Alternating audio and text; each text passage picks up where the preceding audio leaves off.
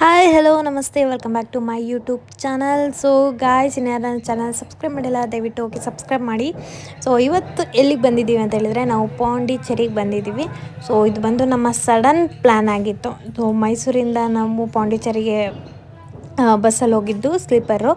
So ಅಲ್ಲಿಂದ ನಾವು ಅಲ್ಲೋದ ತಕ್ಷಣ ಆಟೋ ಸ್ಟ್ಯಾಂಡ್ ಸಿಗುತ್ತೆ. ಆಟೋ ಸ್ಟ್ಯಾಂಡ್ಗೆ ಹೋದ ತಕ್ಷಣ ಅವರು ವೆಹಿಕಲ್ ಸ್ಕೂಟಿ ಎಲ್ಲ ಇರುತ್ತಲ್ಲ, ಸೊ ವೆಹಿಕಲ್ ರೆಂಟಿಗೆ ತೊಗೊಳೋಕ್ಕೋಸ್ಕರ ನಾವು ಅಲ್ಲೇ ಕರ್ಕೊಂಡು ಹೋಗ್ತಾರೆ. ಸೊ ನಾವು ಅಲ್ಲಿ ಹೋಗಿ ಯಾವ ಬೈಕ್ ಬೇಕು ಅಂತ ಸೆಲೆಕ್ಟ್ ಮಾಡಿದ್ವಿ. ಸೊ ಇದರಲ್ಲಿ ಅವರು ಹೇಳ್ತಾರೆ ವೆಸ್ಪಾ 600, ಮಾಮೂಲಿ ನಾರ್ಮಲ್ ಬೈಕು 500 ಅಂತ ಹೇಳಿ. ಸೊ ನಾವು ಬಾರ್ಗೇನ್ ಮಾಡಬೇಕು. ನಾವು ಓಕೆ ವೆಬ್ಸಾನೇ ತೊಗೊಳ್ಳೋಣ ಚೆನ್ನಾಗಿರುತ್ತೆ ಅಂತ ಹೇಳಿ ವೆಬ್ಸಾನೇ 500 ಮಾಡಿಸ್ಕೊಂಡು ಸ್ವಲ್ಪ ಬಾರ್ಗೇನ್ ಮಾಡಿಬಿಟ್ಟು ನಾವು 2 ಡೇಸ್ಗೆ ಅಂತ ತೊಗೊಂಡಿದ್ದು. ನಮ್ಮ ಪ್ಲ್ಯಾನ್ ಇದ್ದಿದ್ದು 2 ಡೇಸ್ಗಷ್ಟೇ. ನಾವು ಅಲ್ಲಿಂದ ಬೈಕ್ ತೊಗೊಂಡ್ವಿ. ಅಲ್ಲಿ ನೀವು ನಮ್ಮ ರೂಮ್ ಯಾವ್ದು ಹತ್ರ ಇರುತ್ತೆ ಸೊ ಅಲ್ಲಿ ಸ್ಟೇಷನ್ಗೆಲ್ಲಿ ಇಳ್ಕೊಂಡಿರ್ತೀವಿ ಬಸ್ ಸ್ಟ್ಯಾಂಡಲ್ಲಿ. ಅಲ್ಲಿ ಇಳ್ಕೊಂಡ ತಕ್ಷಣ ಆಟೋದವ್ರು ಅವರೇ ಕರ್ಕೊಂಡೋಗಿ ಬೈಕ್ ರೆಂಟಲ್ಲಿ ಕೊಡಿಸ್ತಾರೆ. ಸೊ ನಾವು ಬೈಕ್ ರೆಂಟ್ ಮಾಡಿಕೊಂಡು ನಾವು ಫಸ್ಟ್ ಹೋಗಿದ್ದು ಅದು ಅರ್ಲಿ ಮಾರ್ನಿಂಗ್ ಆಗಿತ್ತು.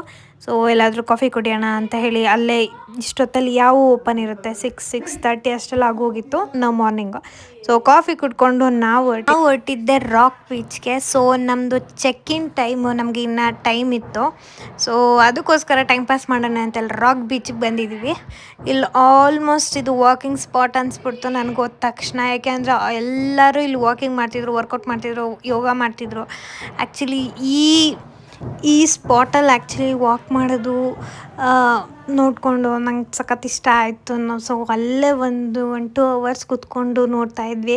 ಯಾಕೆಂದರೆ ಟೈಮ್ ಪಾಸ್ ಮಾಡಬೇಕಿತ್ತು. ಮಾರ್ನಿಂಗ್ ನಮಗೆ ಎಲ್ಲೂ ಅಷ್ಟು ಪ್ಲೇಸ್ ಸಿಗ್ತಿರ್ಲಿಲ್ಲ. ಸೊ ಅದಕ್ಕೋಸ್ಕರ. ಬಟ್ ಬೀಚಲ್ಲಂತೂ ನನಗೆ ತುಂಬ ಇಷ್ಟ ಆಯಿತು. ಆ್ಯಕ್ಚುಲಿ ನಾನು ಬೀಚ್ ಪರ್ಸನ್ನೇ ಅಲ್ಲ. ಸೊ ಈ ಬೀಚಲ್ಲಿ ಕೂತ್ಕೊಂಡು ಅಂದರೆ ಮಾರ್ನಿಂಗ್ ಬಿಸಿಲಿರಲಿಲ್ಲ. ಸೊ ವೆದರ್ ಕೂಡ welcome back to my YouTube channel.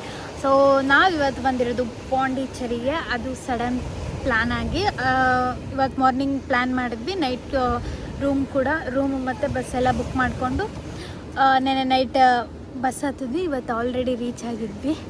So first ನಮ್ಮ ರೂಮ್ ನಿಯರ್ ಇರೋದು ರಾಕ್ ಬೀಚ್ ಇದೆ. ಸೊ ರಾಕ್ ಬೀಚ್ ನೋಡೋಣ ಅಂತ ಮಾರ್ನಿಂಗ್ಗೆ ನಿದ್ದೆ ಬಂದಿಲ್ಲ ಅಂಥೇಳಿ ರಾಕ್ ಬೀಚಿಗೆ ಬಂದಿದ್ದೀವಿ.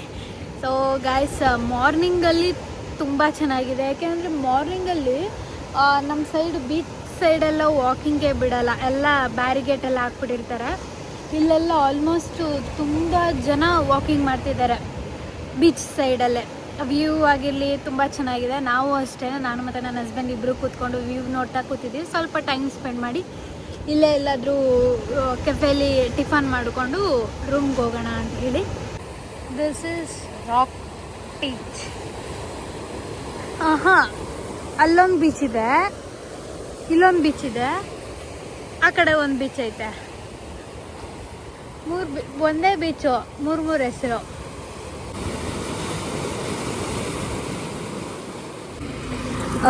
ನೆಕ್ಸ್ಟ್ ನಾವು ಬ್ರೇಕ್ಫಾಸ್ಟ್ಗೆ ಅಂತ ಹೇಳಿ ಕೋರಮಂಡಲ್ ಕೆಫೆಗೆ ಬಂದ್ವಿ. ಇದು ನಿಯರೆಸ್ಟ್ ರಾಕ್ ಬೀಚ್ ಹತ್ರನೇ ಇರೋದು. ವಿತಿನ್ 500 ಮೀಟರ್ಸ್ ಇರುತ್ತೆ.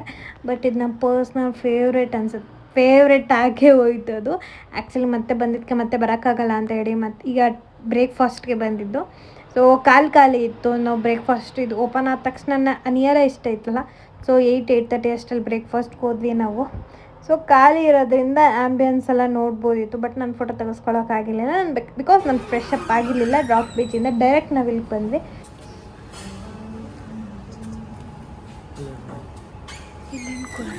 ಬಟ್ ಔಟ್ಸೈಡ್ ಈ ಆ್ಯಂಬಿಯನ್ಸ್ ಸಖತ್ತಾಗಿತ್ತು. ಬಟ್ ನಾನು ಅಲ್ಲಿ ತುಂಬ ಸೆಕೆ ಹಿಡಿತಿತ್ತು. ಬಿಕಾಸ್ ಬೀಚ್ ಸೈಡ್ ಇರೋದ್ರಿಂದ ಆ ವೆದರ್ಗೂ ಅದಕ್ಕೂ ಸಿಕ್ಕಾಪಟ್ಟೆ ಸೆಕೆ ಹಿಡಿತಿರೋದನ್ನ. ಸೊ AC ಇರುತ್ತೆ ಒಳಗಡೆ ಅಂತ ಹೇಳಿ ನಾವು ಒಳಗಡೆ ಸೆಲೆಕ್ಟ್ ಮಾಡ್ಕೊಂಡು ಕೂತ್ಕೊಂಡ್ವಿ. ಬಟ್ ನಾನು ಸಜೆಸ್ಟ್ ಮಾಡೋದಂದರೆ ಈ ಒಂದು ಕೆಫೆಗೆ ವಿಸಿಟ್ ಮಾಡಿ ಪಾಂಡಿಚೇರಿಗೆ ಹೋದರೆ. ಹೆಂಗೆಂಗೂ ಕಾಣಿಸ್ತಾ ಇದ್ದೀನಿ. ಸೊ ನಾವು ಮ್ಯೂಸಿಯಮ್ಗೆ ಹೋಗಿದ್ವಿ. ಮ್ಯೂಸಿಯಮಲ್ಲಿ ಆ್ಯಕ್ಚುಲಿ ವಿಡಿಯೋ ಫೋಟೋ ಏನೂ ಅಲೋ ಇರಲಿಲ್ಲ. ಸೊ ಒಬ್ರಿಗೆ 10 ರೂಪೀಸ್ ಟಿಕೆಟ್ ಇದೆ. ಪೇಂಟಿಂಗ್ ಮತ್ತು ಮ್ಯೂಸಿಯಮ್ ಎರಡೂ ಇದೆ. So worth 10 rupees. Okay, time pass ಮಾಡೋಕ್ಕೆ. ಆ್ಯಕ್ಚುಲಿ ಇಲ್ಲಿ ಪಾಂಡಿಲಿ ಏನೂ ಅಷ್ಟೊಂದಿಲ್ಲ. ಬಟ್ ಹೋಗಿ ನೋಡ್ತೀನಿ ಅಂತ ಹೇಳಿದ್ರೆ ಹೋಗಿ ನೋಡ್ಬೋದು. 10 ರೂಪೀಸ್ ಅಲ್ವಾ. ಸೊ ಒಂದು ವಿಸಿಟ್ ಕೊಡ್ಬೋದು. ಸೊ ಯಾವ ಥರ ಇದೆ ಅಂದರೆ ಹಳೆ ಕಾಲದವ್ರು ಏನೇನು ಯೂಸ್ ಮಾಡ್ತಾರೆ, ಇಟಾಲಿ, ಫ್ರಾನ್ಸ್ ಅವರೆಲ್ಲ ಬಂದು ಏನೇನೋ ತೊಗೊಬಂದು ಕಲ್ಲು ಅವ್ರು ಯೂಸ್ ಮಾಡ್ತಿದ್ದಂಥ ಆಯುಧಗಳು ಎಲ್ಲನೂ. ಆಮೇಲೆ ಇನ್ನೇನಿದೆ, ಮನೇಲಿ ಇಟ್ಕೊತಿರೋ ಐಟಮ್ಸ್ಗಳು, ಸೆರಾಮಿಕ್ಸು ಒಂಥರ ಓಕೆ ಚೆನ್ನಾಗಿದೆ. ಒಟ್ಟಿನಲ್ಲಿ ಔಟ್ ಆಫ್ 10 8 ಕೊಡ್ಬೋದು. ಚೆನ್ನಾಗಿದೆ. 10 ರೂಪೀಸ್ ಅಲ್ಲ, ವರ್ತಿದೆ. ಎಲ್ಲ ಆಲ್ಮೋಸ್ಟ್ ನಿಯರೇ ಇದೆ. ನಾವು ನೆಕ್ಸ್ಟು ಮ್ಯೂಸಿಯಮ್ ಎಲ್ಲ ಮುಗಿಸ್ಕೊಂಡು ರೂಮ್ಗೆ ಚೆಕ್-ಇನ್ ಆಗಿ ಫ್ರೆಶ್ ಅಪ್ ಆಗಿ ಎಲ್ಲ ಬರೋಷ್ಟೊತ್ತಿಗೆ ಮಧ್ಯಾಹ್ನ ಆಗೋಗಿತ್ತು, 3 ಆಗೋಗಿತ್ತು. ಸ್ವಲ್ಪ ರೆಸ್ಟ್ ಮಾಡಿ ಸೊ ಲಂಚ್ಗೆ ಹೋಗೋಣ ಅಂದ್ಬಿಟ್ಟು ಲೇ ಡುಪ್ಲೆಕ್ಸ್ ಅನ್ನೋ ಒಂದು ಕೆಫೆಗೆ, ಆ್ಯಕ್ಚುಲಿ ಇನ್ಸ್ಟಾಗ್ರಾಮಲ್ಲಿ ನಾನು ತೋರಿಸಿದ್ರು, ಬಟ್ ನಾನು ಅದಕ್ಕೆ ಹೋಗೋಣ ಅಂತ ಹೇಳಿ ಬಂದ್ವಿ. ಬಟ್ ಇದು ನಾವು ಅಲ್ಲಿ ಒಳಗಡೆ ಹೋದ ತಕ್ಷಣ ಇಲ್ಲಿ ಹೆಂಗೆ ಕೈ ತೊಳ್ಕೊಳ್ಳೋದು ಅನ್ನೋದೇ ಗೊತ್ತಾಗ್ತಿರ್ಲಿಲ್ಲ ನಮಗೆ. ಅದೆಷ್ಟೇ ಇದು ಮಾಡಿದ್ರೂ ನೀರೇ ಬರಲಿಲ್ಲ. ಸೊ ನಮ್ಗದು ಗೊತ್ತೇ ಆಗಲಿಲ್ಲ ಹೇಗೆ ಇದು ಮಾಡೋದು ಅಂತ. ಈ ಕೆಫೆ ಬಗ್ಗೆ ಹೇಳಬೇಕು ಅಂದರೆ ನಾನು ಇದನ್ನು ಸ್ಕಿಪ್ ಮಾಡಿ, ಬಟ್ ಇನ್ಸ್ಟಾಗ್ರಾಮಲ್ಲಿ ತೋರಿಸ್ತಾರೆ ಇದೊಂದು ಕೆಫೆ ಚೆನ್ನಾಗಿದೆ ಅಂತ ಹೇಳಿ. ಬಟ್ ನನಗೆ ಸೀರಿಯಸ್ಲಿ ಇಷ್ಟ ಆಗಲಿಲ್ಲ. ಇಲ್ಲಿ ನಾವು 3:30ಗೆ ಹೋದ ತಕ್ಷಣ ಏನೂ ಒಂಥರ ಆ್ಯಂಬಿಯನ್ಸ್ ಏನೂ ಇರಲಿಲ್ಲ. ಆಮೇಲೆ ಫುಡ್ಡು ಕೂಡ ಅಷ್ಟೇ, ಬರೀ 2 ಇದ್ದಿದ್ದು ಆಪ್ಷನಲ್ಲು. ಅವರು ಮೆನ್ಯೂಲಿ ಏನಂದರೆ ಏನೂ ಇರಲಿಲ್ಲ. ಒಂದು ಬಿರಿಯಾನಿ ಮತ್ತು ಒಂದು ಪಾಸ್ತಾ ಇತ್ತು. ಸೊ ನಾವು ಬಿರಿಯಾನಿ ಟ್ರೈ ಮಾಡೋಣ, ಫಸ್ಟು ಬಿರಿಯಾನಿ ಟ್ರೈ ಮಾಡಿ ಆಮೇಲೆ ನೋಡೋಣ ಚೆನ್ನಾಗಿದೆ ತೊಗೊಳ್ಳೋಣ ಅಂತ ಹೇಳಿ ಫಸ್ಟು ಒಂದು ಬಿರಿಯಾನಿನ ತೊಗೊಂಡ್ವಿ. ಈ ಬಿರಿಯಾನಿ ನನಗೆ ಸೀರಿಯಸ್ಲಿ ಇಷ್ಟ ಆಗಲಿಲ್ಲ, ವರ್ತ್ಲೆಸ್ ಅಂತಲೇ ಅನಿಸ್ಬಿಡ್ತು ನನಗೆ. ಕೆಫೆನೂ ಅಷ್ಟೇ, ಯಾರು ಲೇ ಡುಪ್ಲೆಕ್ಸ್ನ ಸಜೆಸ್ಟ್ ಮಾಡಿದ್ರೆ ನನ್ನ ಕಡೆಯಿಂದ ಅದನ್ನ ಸ್ಕಿಪ್ ಮಾಡಿ. ನಾವೆಲ್ಲ ಹೋದ್ರೂ ಚರ್ಚು ಇದೇನಾ? ಇದೆಲ್ಲ ಈ ಚರ್ಚಲ್ಲ.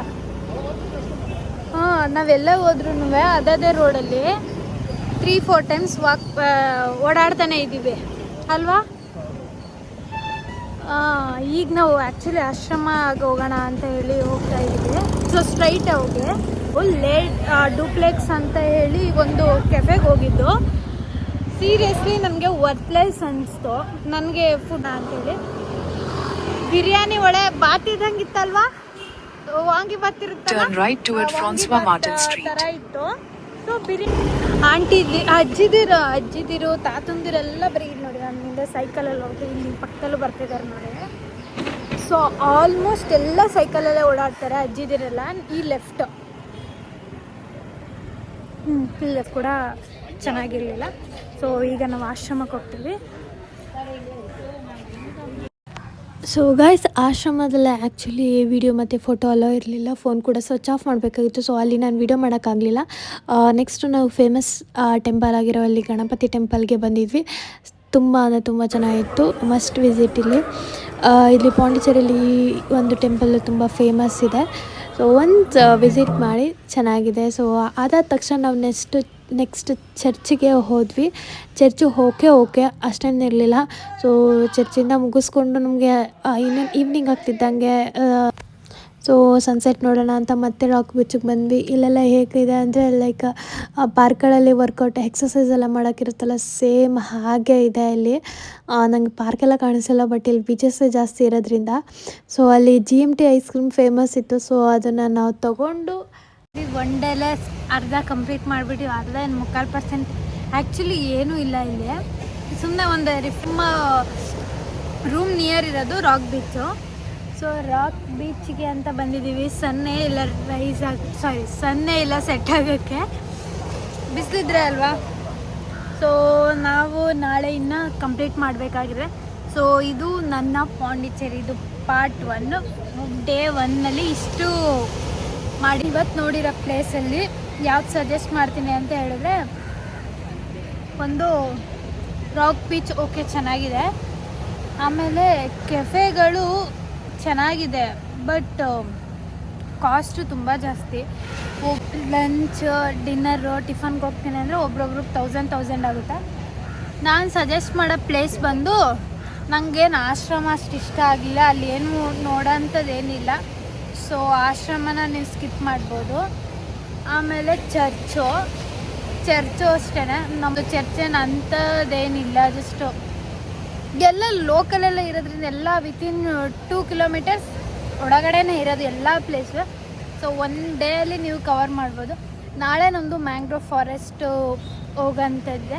ಸೊ ನಮ್ಗೆ ಬೀಚು ಲೊಕೇಶನ್ ಹಾಕಿದ್ರೆ ಅಲ್ಲಿ ಎಲ್ಲ 250 ಮೀಟರ್ ಒಳಗಡೆನೆ. ಆ ಕಡೆ ಹೊಡೆದ್ರೆ ಬೀಚ್ ಅಂತೆ, ಈ ಕಡೆ ಹೊಡೆದ್ರೆ ಈ ಕಡೆ ಬಂದರೆ ಇನ್ನೊಂದು ಬೀಚ್ ಅಂತೆ, ಆ ಕಡೆ ಹೋದರೆ ಇನ್ನೊಂದು ಬೀಚು. ಅದು ಯಾವ ಬೀಚುಗಳು ಅಂತಲೇ ಗೊತ್ತಾಗಲ್ಲ. ಸೊ ಇಷ್ಟಿದೆ, ನಾವು ಇವತ್ತಿಷ್ಟು ಕವರ್ ಮಾಡಿದ್ದೀವಿ. ಓಕೆ, ಏನೋ ಟೈಮ್ ಪಾಸ್ ಮಾಡಿಕೊಂಡು ಒಂದು ವೆಕೇಷನ್ ಥರ ನಾವು ಬಂದಿರೋದು. ಸೊ ನೋಡೋಣ ನಾಳೆ ಹೇಗಿರುತ್ತೆ ಅಂತ ಹೇಳಿ. Keep watching guys. ಸೊ ಇಲ್ಲಿ ಹೆಲ್ಮೆಟ್ ಕಂಪಲ್ಸರಿ ಅಂತ ಏನಿಲ್ಲ, ನಾವೇನು ಹೆಲ್ಮೆಟ್ ಏನು ವೇರ್ ಮಾಡಿರಲಿಲ್ಲ. ಅವ್ರು ಒಟ್ಟಿನಲ್ಲಿ ಕೊಟ್ಟಿದ್ರು ಹಾಕ್ಕೊಳ್ಳಿ ಅಂತೆ. ಬ್ಯಾಕ್ ಸೈಡ್ ಕುತ್ಕೊಳ್ಳೋರ್ಗೂ ಹೆಲ್ಮೆಟ್ ಏನಿರಲಿಲ್ಲ, ಫ್ರಂಟು ಅಷ್ಟೇ. ಒಟ್ಟಿನಲ್ಲಿ ಸೇಫ್ಟಿಗೆ ಅಂತ ಕೊಟ್ಟಿದ್ರು. ನಮ್ಮ ಸೇಫ್ಟಿ ಅದು ಹಾಕ್ಕೊಳ್ಳೋದು ಬಿಡೋದು ನಮ್ಮ ಇಷ್ಟ ಆಗಿತ್ತು. ಸೊ ಯಾರು ಇಲ್ಲಿ ಪೊಲೀಸ್ಗಳೇನು ಸ್ಟ್ರಿಕ್ಟ್ ಮಾಡೋದಾಗಿಲ್ಲ, ಏನಿಲ್ಲ. ಟ್ರಾಫಿಕ್ ಎಲ್ಲ ಓಕೆ, ಅಂಥ ಟ್ರಾಫಿಕ್ ಏನಿಲ್ಲ. ಚೆನ್ನಾಗಿದೆ ಒಟ್ಟು.